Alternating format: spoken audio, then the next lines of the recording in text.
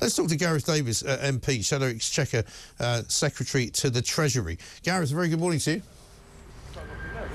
Hi, Mike. Thank you very much indeed for joining us. We just saw some migrants crossing from France now. I mean, it's hard to believe that so soon after the tragedy of yesterday that there's yet more boats coming.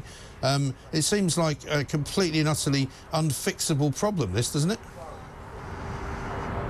Well, first of all, it is absolutely a tragedy what happened yesterday in the Channel. It's one of several that have happened, as you know, over the last few years. Yeah. And I hold the gangs responsible for this. They're exploiting these people. They're taking their life savings and then putting them on these boats. That's why in government we had a deterrent policy ready to go in place that Labour have now abandoned.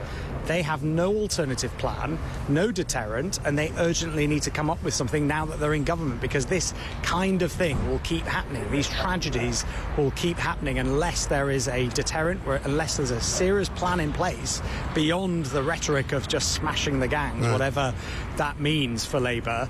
We've got to do something about this. Well, this is it. I mean, John Rentoul just said there that, well, they're making some progress. You know, if they manage to deport more people and send more people home, then that will be a start. Well, it will be if it happens, but it isn't happening. Well, we put in place in government agreements, for example, with Albania, which ensured that Albanian individuals, mainly young men, declined by 90% as a result of an agreement with the government of Albania to send those people back. And I think that's clearly a very important part of this, which is to identify who is coming across, where they're coming from, and to have agreements in place to ensure that they can go back to where they came from, especially if they're coming from safe countries like Albania.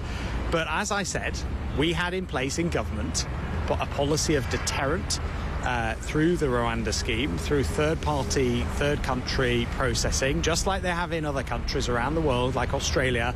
Labour have abandoned this policy without a replacement, and they need to urgently clarify what their plan is to tackle these boat crossings so that more tragedies do not happen in the Channel. Let's talk about Rachel Reeves. I mean, she said this week that pensioners basically can afford a winter fuel cut because prices of energy are not as high as they were last year, and that their pension is worth £900 more than it was last year. I mean, that's a pretty callous thing to come out with, isn't it?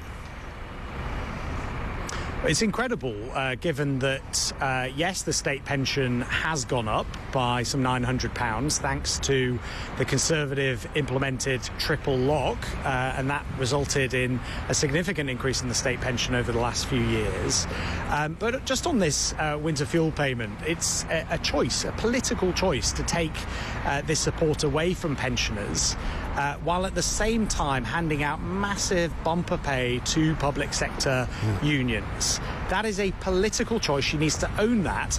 And by the way, the last thing on this, during the general election, I raised this in the House of Commons yesterday and got no answer. During the general election, the Labour Party made it very clear that they would cut everybody's bill, energy bill, by £300.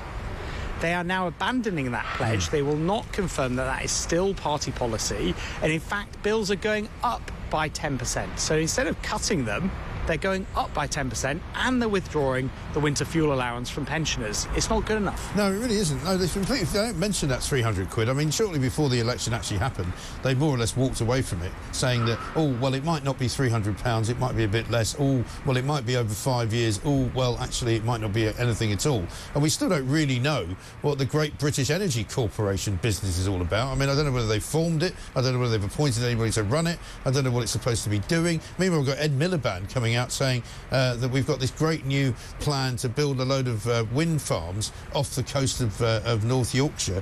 But according to a piece this morning in the Telegraph, it's going to cost us all about £150 extra. Well, you're right to point out GB Energy, which is their flagship energy policy. In terms of where that's at, they're going to try and legislate for that this week and get that through the House of Commons. But let's be clear what this is. This is a state-run energy company that produces no energy. By the way, at a time when they are saying that there's this fictitious black hole in the public finances, they're going to spend £8.5 billion on it. Right. So which is it? You know, either the public finances are strained or they're not, in which case if they are, why spend such a significant amount of taxpayer money on an organisation that will produce no energy and will not lower bills at a time when they've abandoned their commitment to cut energy bills by £300? I just don't get it. Well, everything they seem to be doing involves hiring more people as well. It seems to me that they're kind of packing the super state.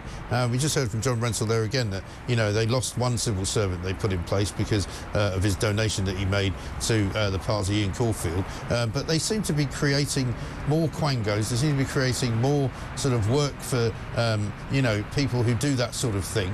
Nobody really knows who they are because nobody knows what the qualifications are for running such organisations.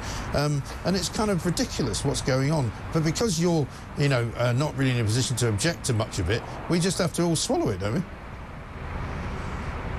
Well, we are doing what we can in opposition to oppose these policies. We always knew that they would make the state bigger. We knew that they wanted to raise taxes, and inevitably every Labour government increases debt and unemployment. So we know what the playbook is for Labour. I mentioned it many times in the run-up to the election and during the election, and now in opposition we have to try and hold them to account, working with people like you to ensure that the public know exactly what they are doing to our country. It's not what I believe in. I don't believe that we should have a bigger state. I think we should have a smaller state that works more efficiently.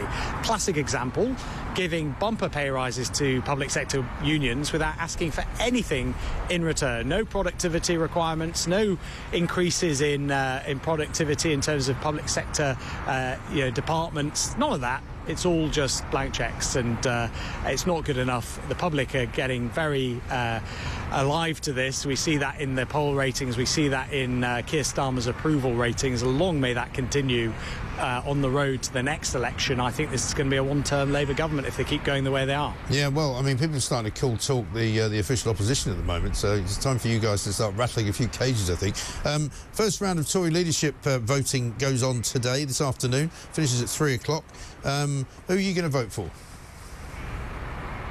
So I'm backing Robert Jenrick.